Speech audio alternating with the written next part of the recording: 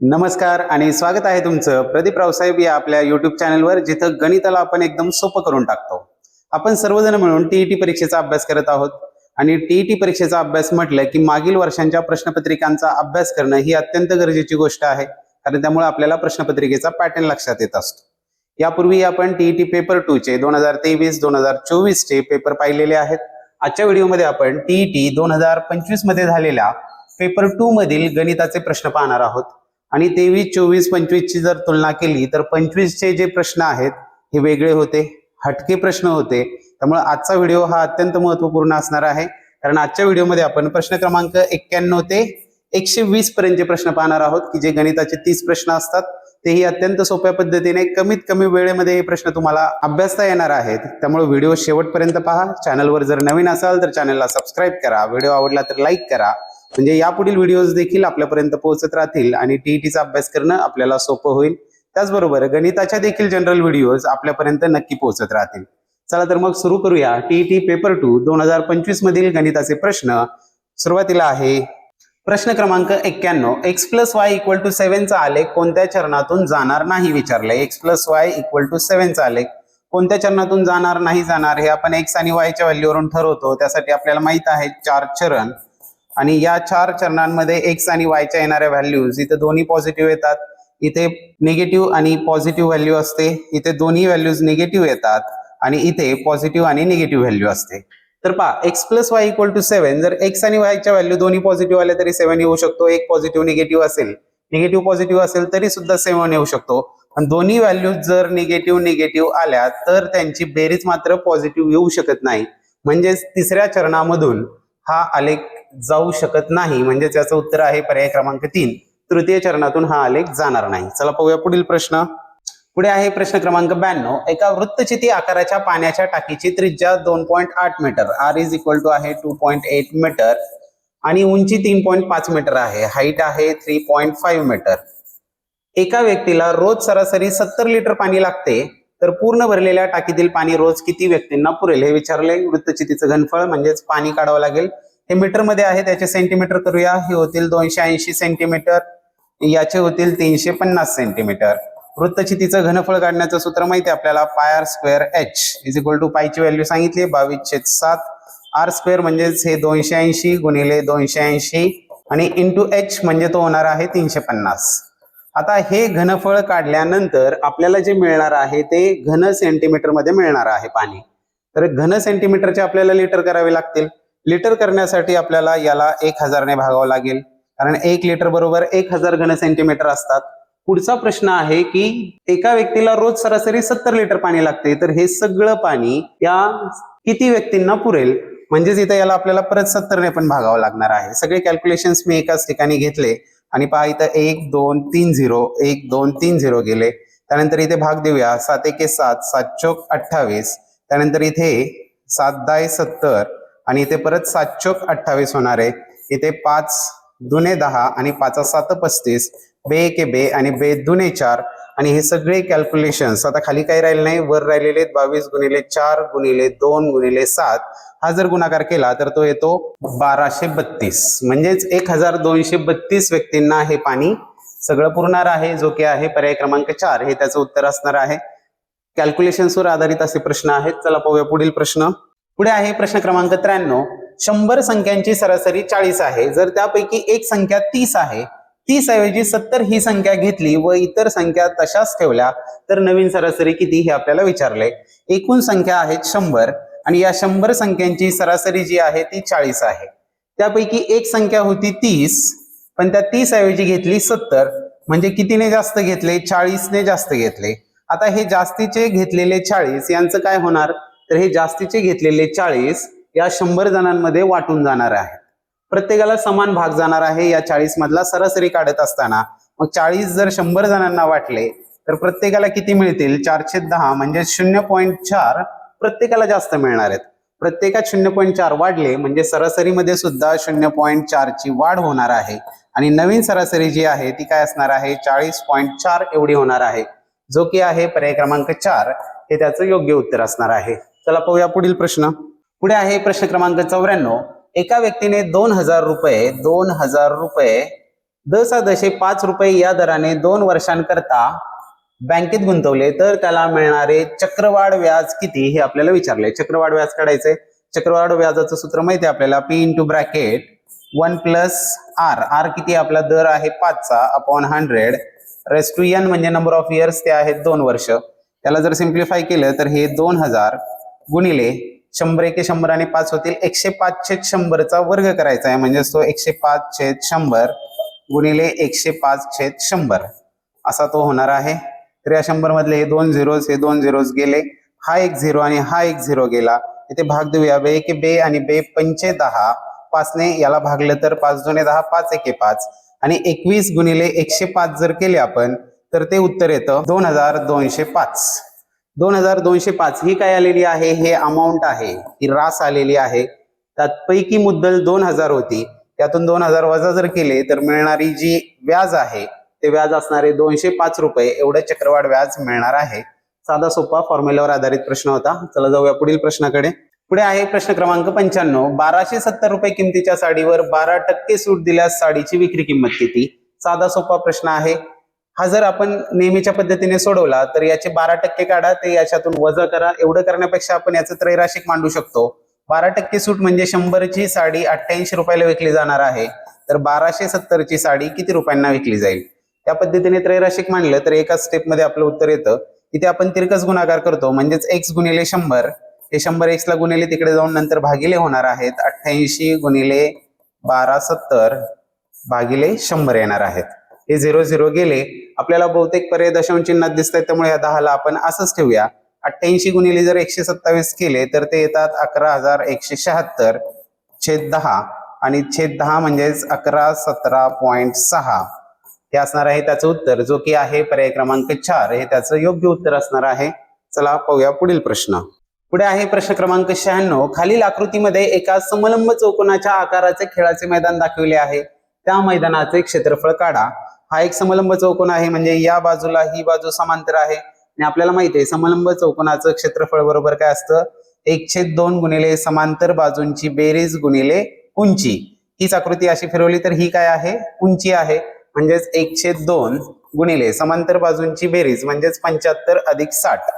75 अधिक 60 गुणिले उंची, याची उंची जी आहे ती आहे 40.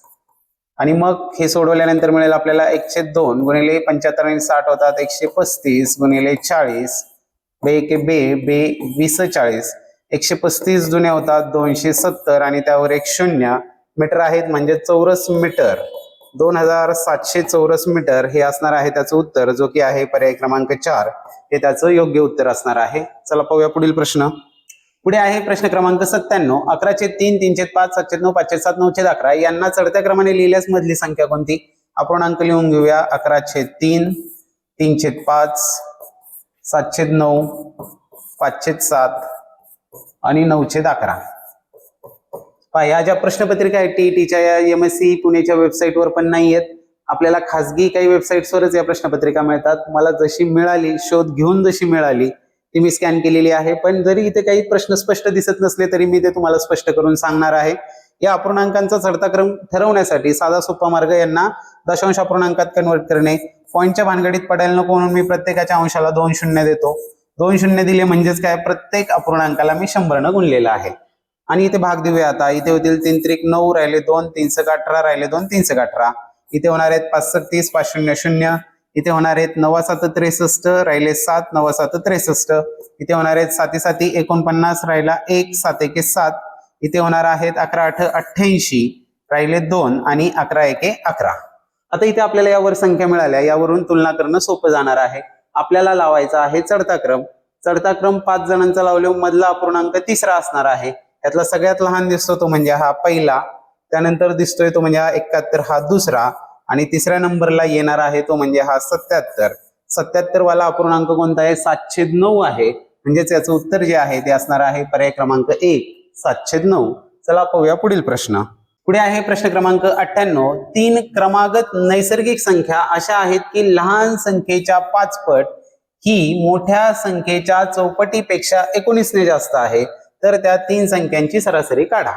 आता 3 संख्या म्हणजे आपण समजूया त्या x, त्याच्या पुढची असणार आहे x+1, त्याच्या पुढची असणार आहे x+2 आपल्याला विचारले या तीन संख्यांची सरासरी काढायला लावली आहे. तीन क्रमागत संख्यांची सरासरी ही मधली संख्या असते, म्हणजे आपल्याला x+1 ची व्हॅल्यू शोधायची. आता आपल्याला जी कंडिशन दिली आहे ती आहे लहान संख्येच्या 5 पट. या 5 ची 5 पट झाली 5x आणि ही मोठ्या संख्येच्या चौपटीपेक्षा चौपट गुणिले मोठी संख्या 19 ने जास्त आहे, याच्यापेक्षा 19 ने जास्त आहे, म्हणजेच +19 येणार आहेत. आता हे सोडूया. हे होतील 5x बरोबर हे 4x अधिक 4 2 8 अधिक हे 19. 5x वजा 4x होतील इकडे x आणि 19 आणि 8 होणार आहेत 27. x ची व्हॅल्यू आली 27, म्हणजेच त्या संख्या काय असणार आहेत 27, 28 आणि 29 असणार आहेत. आपल्याला मधली विचारली आहे ती असणार आहे 28, म्हणजेच या तिघांची सरासरी जो की आहे पर्याय क्रमांक 4 हे त्याचं योग्य उत्तर असणार आहे. चला जाऊया पुढील प्रश्नाकडे. पुढे आहे प्रश्न क्रमांक 99. एका चौरसाचे क्षेत्रफळ x² चौरस सेंटीमीटर आहे. जर चौरसाची एक बाजू 3 सेमी व त्यालगतची बाजू 7 सेमीने कमी केली तर तयार होणाऱ्या आकृतीचे क्षेत्रफळ चौरसाच्या क्षेत्रफळापेक्षा किती चौरस सेमीने कमी असेल हे विचारले. चौरसाचं क्षेत्रफळ दिले ते आहे x² आहे आणि काय केलं, जर क्षेत्रफळ x² असेल म्हणजे त्याची प्रत्येक बाजू x असणार आहे. त्याची एक बाजू 3 ने कमी केली म्हणजे ही -3 झाली आणि दुसरी बाजू 7 सेमीने कमी केली म्हणजे ही -7 झाली. तर आता या चौरसाचं जे क्षेत्रफळ होणार आहे हे नंतरचं क्षेत्रफळ किती होणार आहे, तर बाजू गुणिले बाजू म्हणजेच x-3 इंटू होणार आहे x-7. हे जर आपण सॉल्व्ह केलं तर हा येणार आहे x² आणि हे -3x आणि -7x म्हणजे झाले -10x प्लस 7×21 +21. आता काय विचारले, तर नवीन हे क्षेत्रफळ आधीच्या क्षेत्रफळापेक्षा कितीने कमी आहे हा आपल्याला काढायचा आहे. यातला फरक, हा फरक काढताना आपण करणार आहोत x² मायनस आधीचं क्षेत्रफळ x² मायनस हे नंतरचं क्षेत्रफळ x² मायनस 10x प्लस 21 आणि हे होणार आहेत x² minus x² plus 10x आणि निगेटिव्ह इंटू पॉझिटिव्ह -21. इथले x² गेले, राहिलेलं जे आहे क्षेत्रफळामधला फरक तो आहे 10x मायनस 21 जो की आहे पर्याय क्रमांक 3 हे त्याचं योग्य उत्तर असणार आहे. व्हिडिओ आवडला असेल तर लाईक करायला विसरू नका. चॅनल अजूनही सबस्क्राईब केलं नसेल तर सबस्क्राईब करायला विसरू नका, कारण इथं गणिताच्या बेसिक व्हिडिओज आपल्याला मिळणार आहेत. स्कॉलरशिप परीक्षेच्या घटक निहाय व्हिडिओ मिळणार आहेत.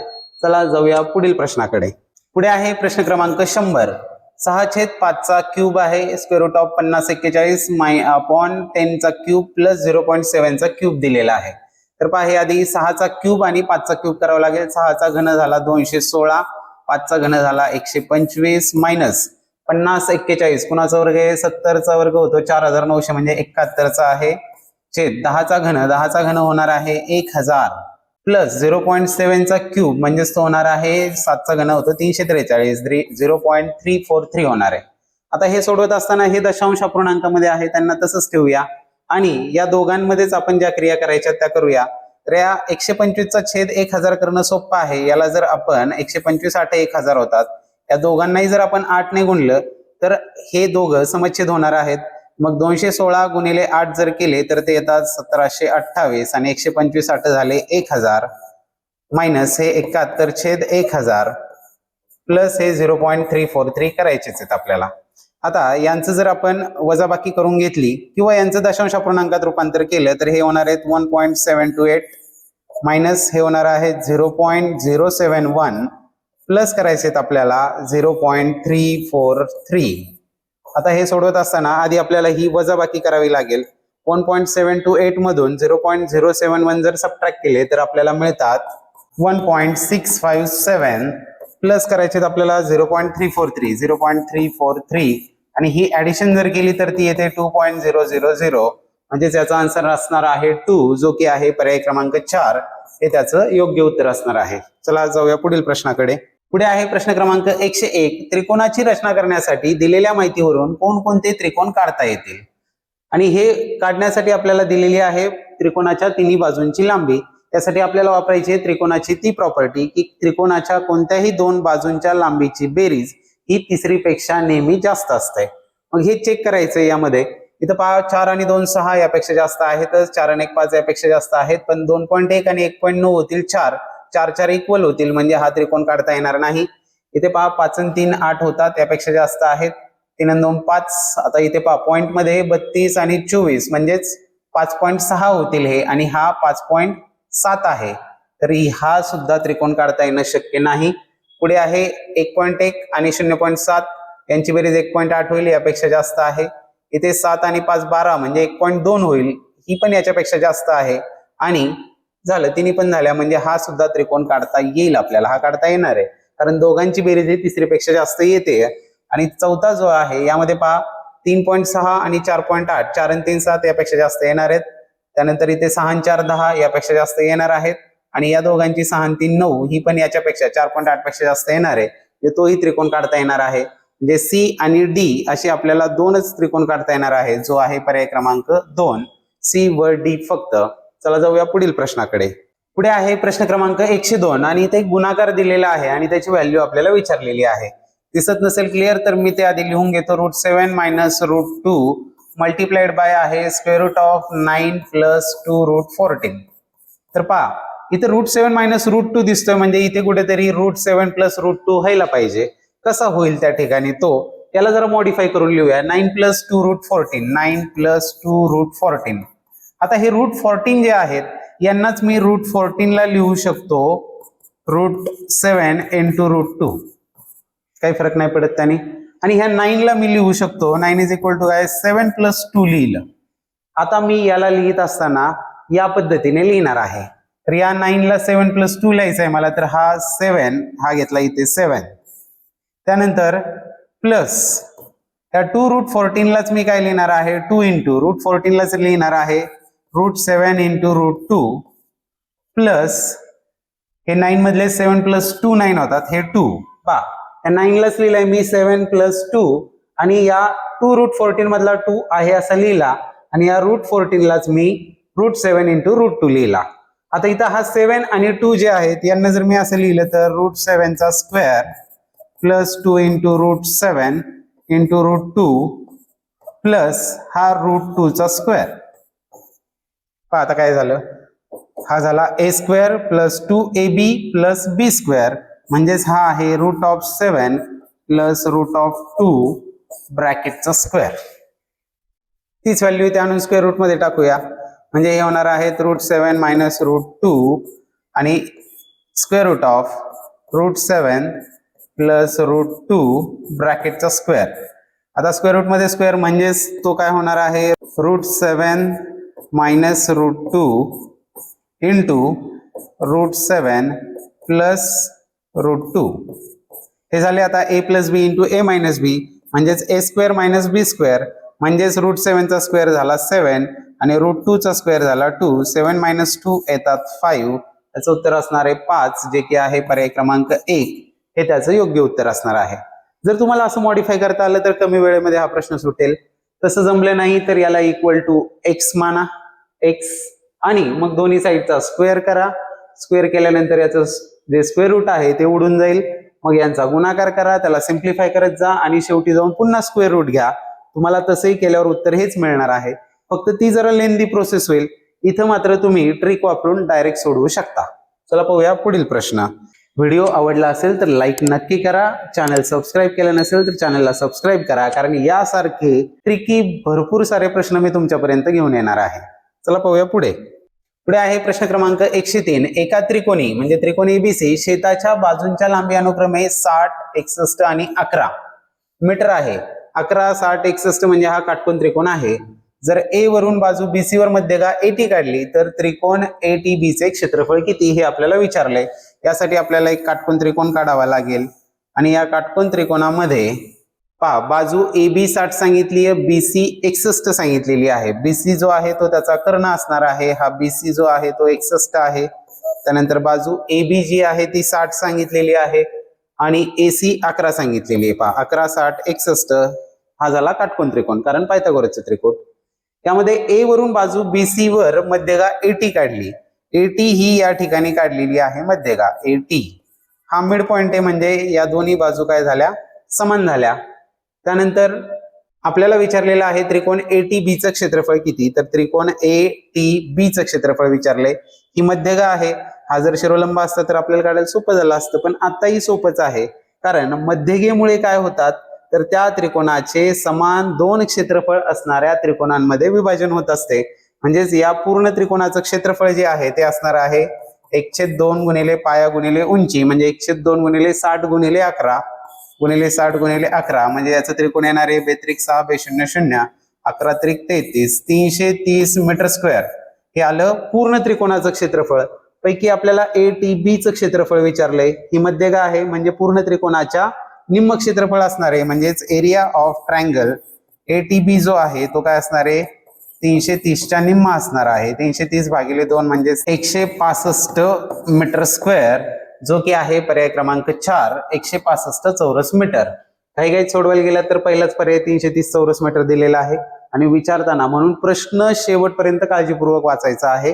चला पाहूया पुढील प्रश्न. पुढे आहे प्रश्न क्रमांक 104. एक्सच्या 20% वाय आहेत, वायच्या 20% झेड आहेत आणि झेडच्या 20% 266.80 आहेत. तर एक्स बरोबर किती? आपल्याला इथून उलट प्रवास करत यायचा आहे आणि एक्स ची व्हॅल्यू काढायची आहे. तर पहा 20% झेडच्या 20% म्हणजे 20%चा अर्थ 100 ला 20. तर झेडच्या 20%, तर इथे झेड असेल तर त्याच्या 20% आपल्याला सांगितले 266.80. त्रैराशिक मांडून आपण सोडवणार आहोत हे सगळं. तर इथे काय करणार आपण तिरकस गुणाकार करणार आहोत. मग झेड बरोबर काय येईल? झेड बरोबर 266.80 ने 100 ला गुणल्यावर होणार आहे ते 266.80 भागिले हा 20 इकडे झेडला गुणिले होता, इकडे येऊन भागिले होणार आहे, हा 0 0 गेला. तर झेडची व्हॅल्यू आली आपली 2 1 2 2 6 2 6 2 8. ही आली झेडची व्हॅल्यू. आता काय म्हटलंय वायच्या 20% झेड आहे. 20% म्हणजे 100 ला 20. वायच्या 20% झेड आहे. वायच्या 20% झेड आहे म्हणजे झेड 1334 आहे. हा झाला 1334. इथे पण काय करणार आपण तिरकस गुणाकार करणार आहेत. वाय गुणिले 20 करणार, हा 20 इकडला गुणिले नंतर तिकडे जाऊन भागिले होणार आहे. 1334 गुणिले 100 म्हणजेच या 1334 वर 2 0 येतील, हा 1 1 0 गेला. वायची व्हॅल्यू आली 12 12 12 12 14 0 0. वायची व्हॅल्यू मिळाली. आता पुढे काय सांगितलंय एक्सच्या 20% वाय आहे. 20% म्हणजे 100 ला 20. तर एक्सच्या 20% वाय आहे. वाय म्हणजे किती? 66 70 आहेत. 66 70 आहेत. तर एक्स ची व्हॅल्यू काढताना परत तसंच एक्स गुणिले 20, 20 नंतर जाऊन तिकडे भागिले होणार आहेत. 66 70 गुणिले 100 म्हणजे या 66 70 वर आणखी 2 0, 1 1 0 गेला. एक्स ची व्हॅल्यू येणार आहे 2 6 2 6 2 6 2 5 2 0 0 33,350, जो की आहे पर्याय क्रमांक 2 हे त्याचं योग्य उत्तर असणार आहे. चला जाऊया पुढील प्रश्नाकडे. पुढे आहे प्रश्न क्रमांक 105. चौकोन LMNP कोणांची मापे 4 5 7 8 या प्रमाणात आहे. तर चौकोन LMNP ह्या चौकोनाचा प्रकार कोणता विचारले. इथे समपट जर आपण x मानली तर त्याचे कोण होणार आहे 4x 5x 7x आणि 8x. चौकोनाच्या चारही कोणांच्या मापांची बेरीज असते 360 अंश. हे जर पाहिलं 8 7 15 5 20 4 24 x बरोबर आले 360. x काढत असताना 24 भागिले होईल 24 1 24 24 5 120 म्हणजे x ची व्हॅल्यू आलेली आहे 15. आता याच्यावरून आपण तो चौकोन पाहूया. तर तो चौकोन काय होणार आहे 15 ने 15 चौक 60, त्यानंतर 15 5 75, त्यानंतर 15 7 105 आणि 15 8 120. अशी त्या चौकोनाच्या चारही कोणांची माप असणार आहेत. जे साधारण हा 120 असा राहील, इकडे हा 105 असा राहील आणि ही वरची माप हा 60 आणि हा 75 असणार आहे. यात एक जर निरीक्षण केलं तर 120 आणि 60 होतात 180 आणि इकडे 105 आणि 75 होतात 180. तर कोणत्या चौकोनाचे आंतरकोन हे एकमेकांचे पूरक कोण असतात? असा जो चौकोन आहे तो असतो समलंब चौकोन. म्हणजेच पर्याय क्रमांक 1 हे त्याचं उत्तर येणार आहे, कारण हे काही एकमेकांचे पूरक कोण नाहीयेत. फक्त या जोड्यांमधले कोण पूरक कोण आहेत याचाच अर्थ हा समलंब चौकोन असणार आहे. हे असंही सोडू शकता किंवा 4 5 7 8 4 5 7 8 इथं जरी पाहिलं तुम्ही, जर हा चौकोन तसाच असणार आहे, हा चौकोन देखील या पद्धतीचा, आणि इथे सुद्धा 8 आणि 4 12 येतात, इकडे पण 7 आणि 5 12 येतात. म्हणजेच या दोघांची बेरीज 180, यांची बेरीज 180. तिथूनही ओळखू शकता की हा समलंब चौकोन आहे. चला पाहूया पुढील प्रश्न. पुढे आहे प्रश्न क्रमांक 106. अजय व अतुल यांच्या आजच्या वयाचे गुणोत्तर 5:6 आहे. 20 वर्षानंतर त्यांच्या वयाचे गुणोत्तर 9:10 असेल तर अजय व अतुल यांच्या आजच्या वयातील फरक किती असेल? साधा गुणोत्तर आणि प्रमाणावरचा प्रश्न आहे. समानपट x असेल तर अजयचं आजचं वय होणार आहे 5x आणि अतुलचं आजचं वय होणार आहे 6x. अजय अँड अतुल आहे ते 20 वर्षानंतर काय होईल, +20 यांच्या वयाचं गुणोत्तर होणार आहे 9×10, 9/10. तिरकस गुणाकार करून सोडू, 10 ने याला गुणल्यानंतर होतील हे 10×5 = 50, 20×10 = 200 इज इक्वल टू 9 ने या 6x + 20 ला गुणल्यावर 9×54x प्लस 20×9 झाले 180.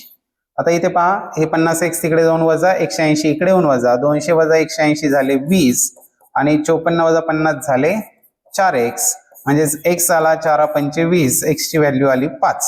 आता याच्यावरून अजयचं आजचं वय 5x आहे, म्हणजे 5×5 = 25 होणार आहे अजयचं आजचं वय. आणि अतुलचं वय आहे 6x, म्हणजे 6×5 = 30. अतुलचं वय झालं 30. यांचा आजच्या वयातला फरक विचारलाय, जो की आला 5 वर्ष, जो आहे पर्याय क्रमांक 1 हे त्याचं उत्तर असणार आहे. चला पाहूया पुढील प्रश्न. पुढे आहे प्रश्न क्रमांक 107. खालील आकृतीमध्ये O केंद्र असलेल्या वर्तुळाची रेषा QS ही स्पर्शिका आहे. QS स्पर्शिका, O वर्तुळ केंद्र, रेख PR व्यास आहे. PR हा व्यास आहे. आकृतीत दिलेल्या माहितीवरून ट्रायंगल QOT हा त्रिकोण आणि SOT हा त्रिकोण एकरूप दाखवण्यासाठी कोणती कसोटी उपयोगात आणावी हे विचारले आपल्याला. या डॉटेड लाईनने हे दाखवलेले 2 त्रिकोण. एक तर माहिती आहे का आपल्याला, स्पर्शिका आणि त्रिज्या ह्या नेहमी काटकोनामध्ये स्पर्श करतात. हे कोण, दोन्ही कोण काटकोन आहेत. ही सामायिक भुजा आहे, म्हणजे बाजू कोण, तर बाजू दाखवायची की काटकोन त्रिकोण आहे, म्हणजे कदाचित आपल्याला वाटेल की ही कर्णभुजा कसोटी पण या ठिकाणी होऊ शकेल.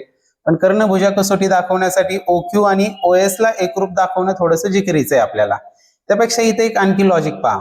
हा PQ इथे परपेंडिक्युलर दाखवलाय, हा RS इथं परपेंडिक्युलर दाखवलाय, हा OT इथं परपेंडिक्युलर आहे आणि QS या रेषेला या तिन्ही परपेंडिक्युलर आहेत. म्हणजेच काय असणार आहे, PQ, OT आणि RS ह्या एकमेकींना समांतर रेषा असणार आहेत. हे तिन्ही पण एकमेकींना समांतर झाल्या. मग समांतर रेषांना छेदिकांनी छेदल्यानंतर छेदिकेचे जे भाग होतात हे प्रमाणात असतात, हे आपल्याला माहिती आहे. म्हणजेच PO/OR म्हणजेच PO/OR इज इक्वल टू असणार आहे QT/TS. QT/TS असणार आहे. पण इथे एक लक्षात घ्या, PO आणि OR या वर्तुळाच्या त्रिज्या आहेत. ह्या जर वर्तुळाच्या त्रिज्या आहेत याचा अर्थ या दोन्ही एकरूप आहेत. जे या PO आणि OR जर एकरूप असतील, या जर एक असतील, म्हणजेच QT आणि TS देखील एकरूप असणार आहेत. QT आणि हे TS देखील एकरूप असणार आहेत. हे लॉजिक लावणं सगळ्यात सोपं आहे. मग आता इथं जर आपण पाहिले, इथं कोणती कसोटी दिसते, तर बाजू कोण बाजू आणि बाजू कोण बाजू या कसोटीनुसार हे दोन्ही त्रिकोण एकरूप दाखवणं सोपं आहे. म्हणजेच इथं बा को बा ही कसोटी या 2 त्रिकोणांना एकरूप दाखवण्यासाठी उपयोगात आणता येईल. चला जाऊया पुढील प्रश्नाकडे. पुढे आहे प्रश्न क्रमांक 108. जर x² + 1/x² बरोबर 7, तर x + 1/x बरोबर किती हे विचारले. चला x + 1/x चा स्क्वेअर करून टाकूया, कारण आपल्याला त्याशिवाय हा स्क्वेअर नाही मिळणार. याचा जर स्क्वेअर केला तर तो x² + 2 + 1/x². इथे पहा, आपल्याला x² + 1/x² ची व्हॅल्यू दिलेली आहे, ती आहे 7 प्लस हा 2. या दोघांची व्हॅल्यू आपल्याला बेरजेची व्हॅल्यू दिलेली होती. हे इज इक्वल टू आले 9. हा काय आहे, x + 1/x ब्रॅकेटचा स्क्वेअर 9 आहे.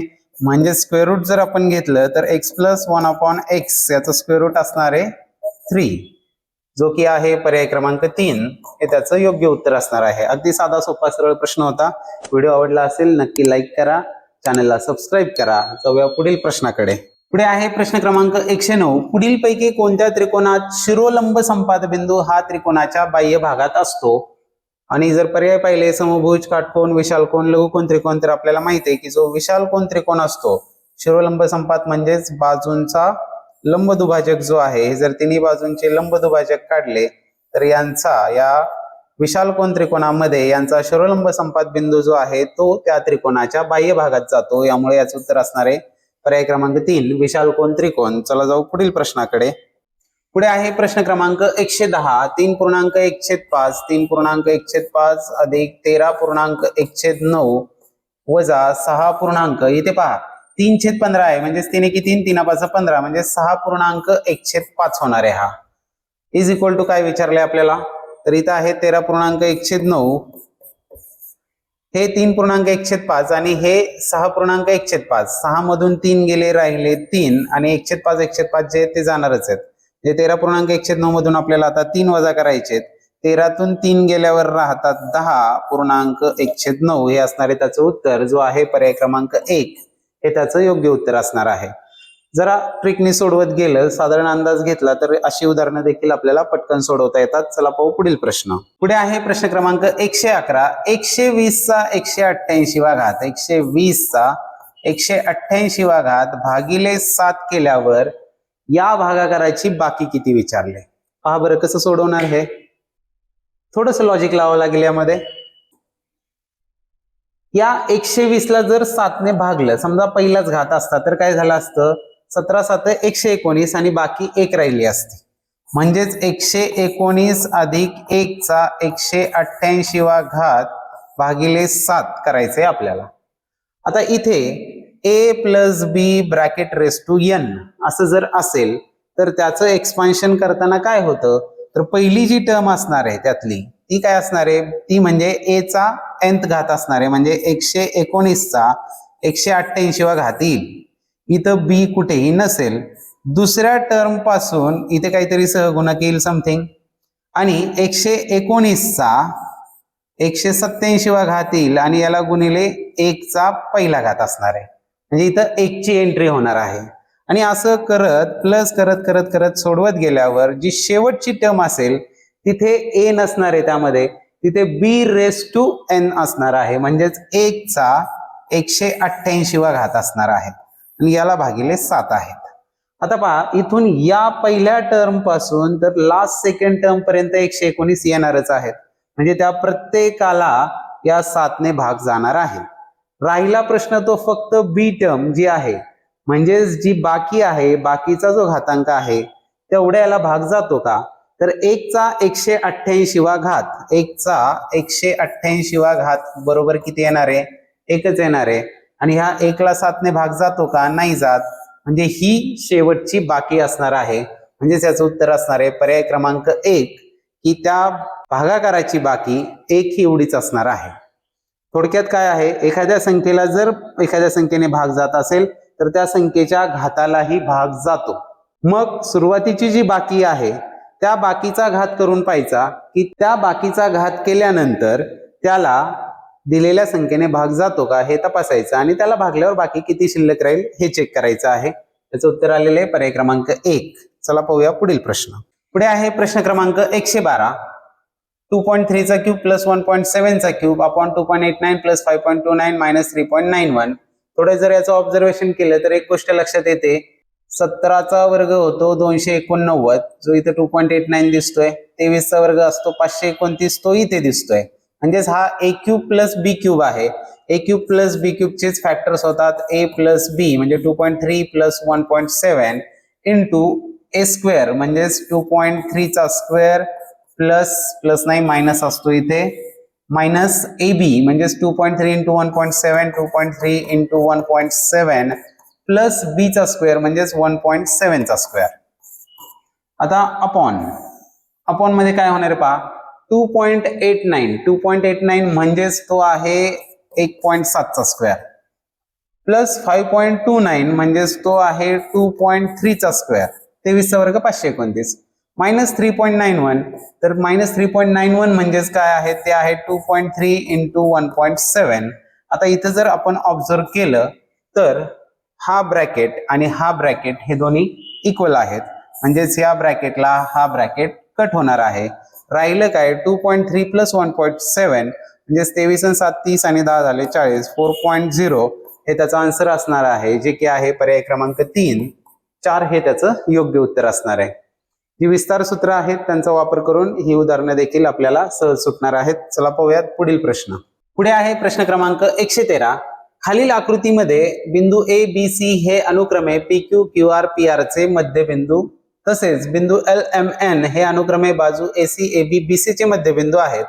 जर त्रिकोण पी क्यू आर च्या बाजू 15.5 12.7 9.4 तर त्रिकोण एल एम एन ची परिमिती काढा. एल एम एन ची परिमिती काढायची. ए हा आहे याचा मध्यबिंदू, बी आहे याचा मध्यबिंदू, सी आहे या पी आर चा मध्यबिंदू, तसाच एल याचा मध्यबिंदू आणि हे मध्यबिंदू आहेत.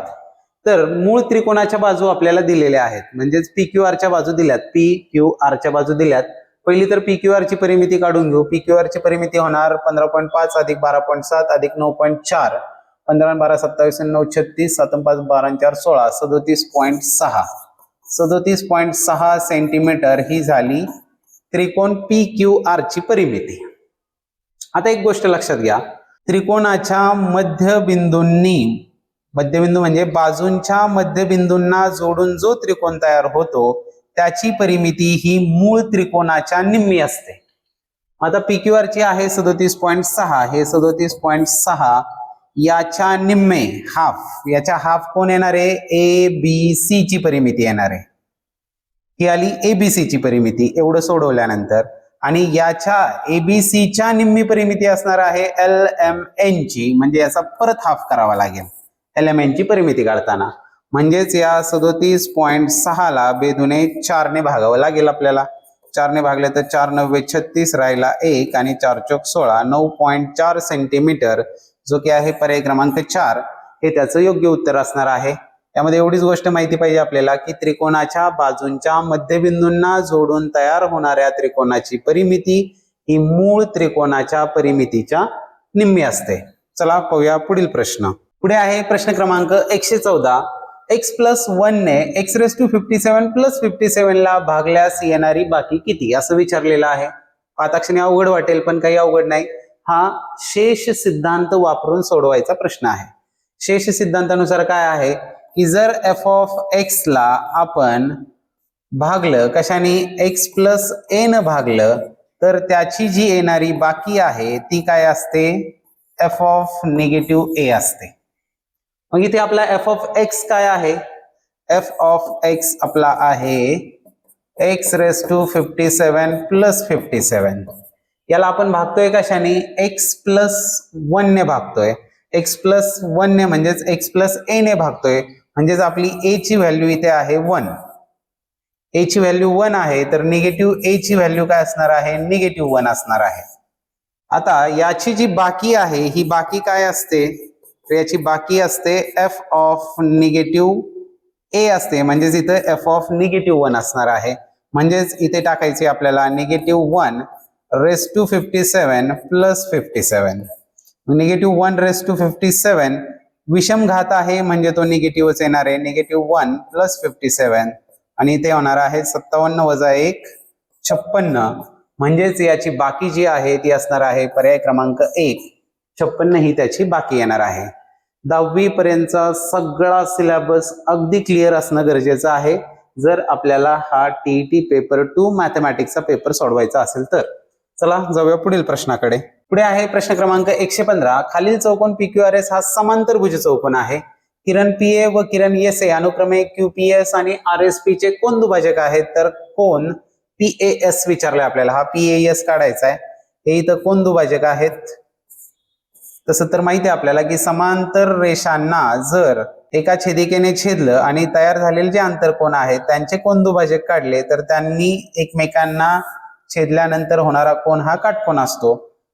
तसं तर आपल्याला डायरेक्ट कळतं. याचं उत्तर जे आहे पर्याय क्रमांक 4 90 अंश असणार आहे. तर थोडं स्पष्टीकरण पाहिजे असेल तर या PQ आणि RS समांतर आहेत. ही छेदिका आहे म्हणजे हा पूर्ण कोन आणि हा पूर्ण कोन हे एकमेकांचे पूरक कोन असणार आहेत. कारण हे आंतरकोन होतात या PS छेदिकेमुळे. या दोघांची बेरीज असणार आहे 180. इथे याचा निम्मा केला आणि इथे याचा निम्मा केला म्हणून 180 चा निम्मा केला तर या दोघांची बेरीज येते 90 आणि त्रिकोण PAS मध्ये तिघांची बेरीज मिळून असते 180 अंश. पैकी हे दोघं 90 आहेत म्हणजे हा कोन जो आहे तो किती असणार आहे? 90 अंशाचा असणार आहे, जो की आहे पर्याय क्रमांक 4 90 अंश. चला पाहूया पुढील प्रश्न. पुढे आहे प्रश्न क्रमांक 116. खालीलपैकी कोणत्या उदाहरणात व्यस्त चलन आहे ते ओळखायचं आहे. तर पहा, व्यक्तींची संख्या आणि त्यांना लागणारे अन्न. संख्या वाढली तर लागणारं अन्न वाढणार आहे म्हणजे समचलन आहे. चौरसाचे क्षेत्रफळ व त्याच्या कर्णाचा वर्ग बरोबर आहे. कर्णाचा वर्ग जर वाढला तर चौरसाचे क्षेत्रफळ देखील वाढणार आहे. कारण क्षेत्रफळाचं सूत्र कर्ण वर्ग भागिले 2 आहे. कर्ण वर्गाच्या निम्म होतं पण कर्ण जर वाढला कर्णाचा वर्ग तर क्षेत्रफळ देखील वाढणारच आहे. पुढे आहे दिव्याच्या प्रकाशाची तीव्रता व त्याच्या अंतराचा वर्ग. यामध्ये मात्र व्यस्त चलन असतं. आणि चौथा जो आहे विद्युत रोधातून वाहणारी विद्युत धारा व रोधात निर्माण होणारी उष्णता. जेवढी जास्त विद्युत धारा वाहणार तेवढं त्यामध्ये उष्णता म्हणजे हीट जनरेट होणार आहे. म्हणजेच व्यस्त चलनाचं उदाहरण आहे पर्याय क्रमांक 3. चला पाहूया पुढील प्रश्न. पुढे आहे प्रश्न क्रमांक 117. बी हा वर्तुळ केंद्र वर एक एडी वर एक सीडी स्पर्शिका खंड आहेत. एडी आणि सीडी हे स्पर्शिका खंड आहेत आणि बी हे वर्तुळाचं केंद्र आहे. तर खालील चौकोन एबीसीडीचा प्रकार कोणता हे आपल्याला विचारलंय.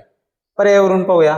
पहिलं म्हटलंय पतंग. आता पतंग होण्यासाठी काय पाहिजे, तर पतंग होण्यासाठी लगतच्या बाजूंची जोडी एकरूप पाहिजे. तर इथं एबी आणि हे बीसी या वर्तुळाच्या त्रिज्या आहेत त्या एकरूप आहेतच.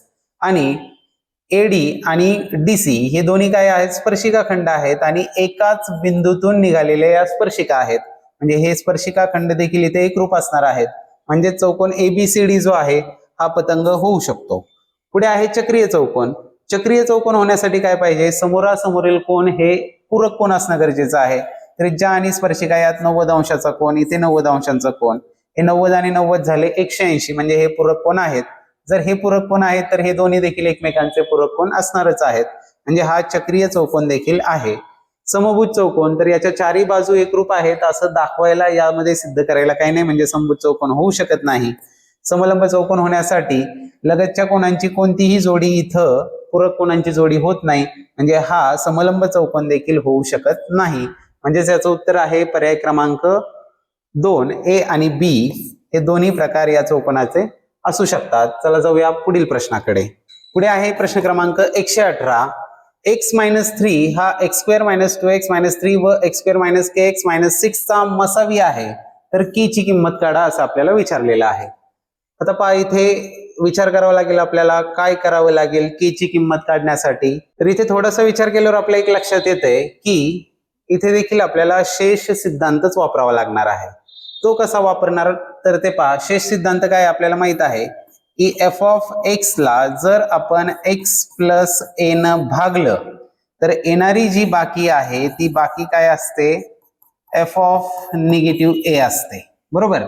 इथं आपल्याला एफ ऑफ एक्स ला x + a म्हणजेच इथं x-3 ने भागायचं, x-3 ने भागायचंय. म्हणजेच इथे a ची व्हॅल्यू जी आहे ती आहे -3.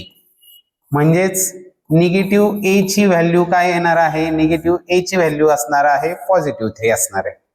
मग आता -a ची व्हॅल्यू +3 आली. आणि अजून एक गोष्ट इथे लक्षात घ्या की x-3 हा मसावी आहे असं सांगितलंय यांचं. मग जर यांचा मसावी आहे याचाच अर्थ x-3 ने या दोघांनाही निःशेष भाग जातो. म्हणजेच येणारी जी बाकी आहे ती 0 असणार आहे. बाकी येणार आहे 0. आता बस आपल्याला -a ची व्हॅल्यू माहित आहे. एफ ऑफ एक्स आपल्याला k ची व्हॅल्यू काढायची म्हणून ते आपण घेणार आहे. वास्तविक पाहता याची काही गरज नाही या उदाहरणामध्ये. एफ ऑफ एक्स जो आहे तो आपला लिहून घेऊया. एफ ऑफ एक्स आहे आपला x² - kx-6. आता आपल्याला बाकी जी आहे ती 0 असते. इथं बाकी काढण्यासाठी आपण काढणार आहोत व्हॅल्यू एफ ऑफ -a ची व्हॅल्यू. -a ची व्हॅल्यू म्हणजेच -a किती आहे तो आपण काढला, 3 आहे आपला. एफ ऑफ 3 ची व्हॅल्यू काढायची, तर इथं होणार आहे तो 3² - 3k - 6 = 0 आहे. कसं काय 0 आहे, तर बाकी 0 येणार आहे. एफ ऑफ -a म्हणजेच एफ ऑफ 3 काढतोय आपण आणि तो 0 येणार आहे. इथं जर सोडवलं तर 3चा वर्ग 9 - 3k - 6 = 0.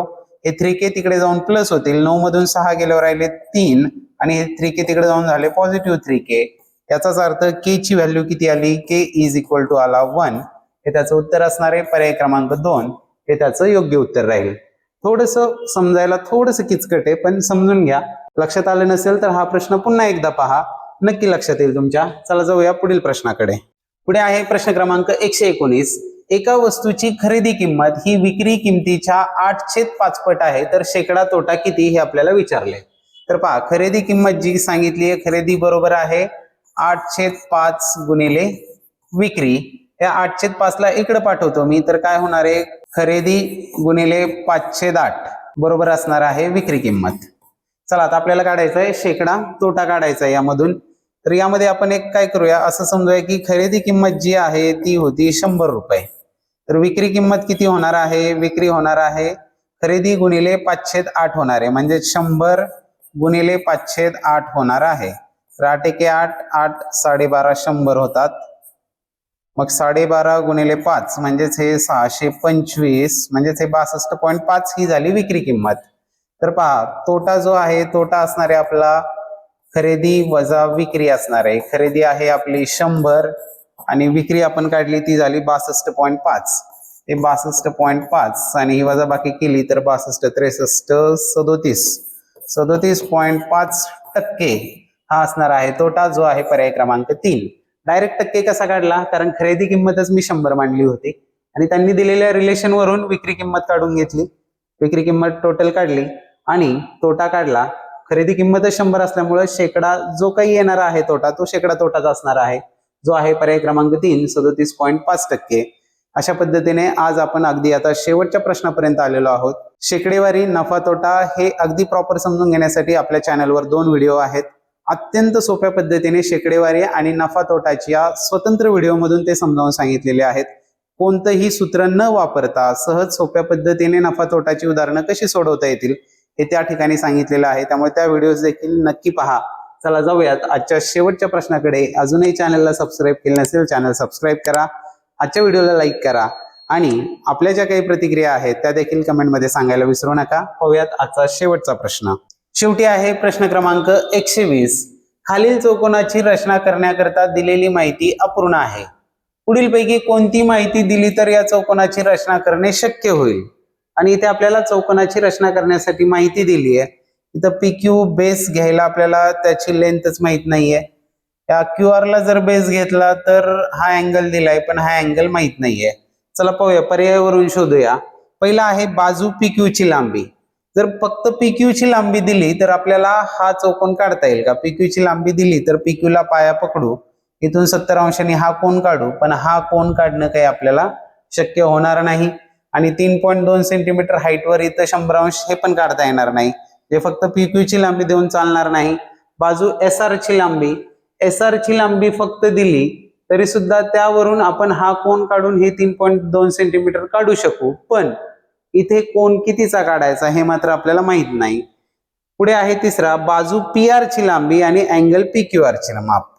बाजू PR म्हणजेच हा कर्ण याची लांबी दिली आणि अँगल PQR चे माप दिले तर हा चौकोन काढणं शक्य होईल का?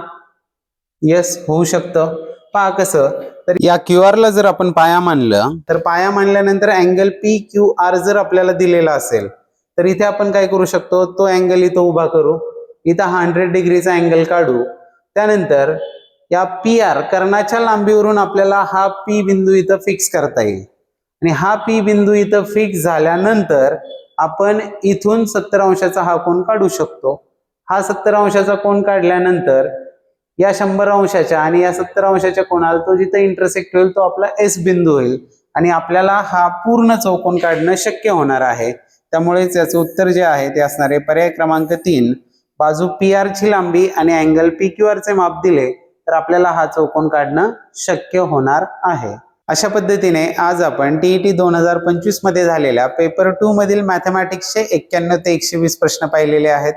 थोडीशी किचकट होते पण या पद्धतीच्या प्रश्नांचा आपल्याला सराव ठेवावाच लागणार आहे. आपणा सर्वांना पुढील वाटचालीसाठी, पुढील अभ्यासासाठी आणि येणाऱ्या परीक्षेसाठी देखील हार्दिक शुभेच्छा. धन्यवाद.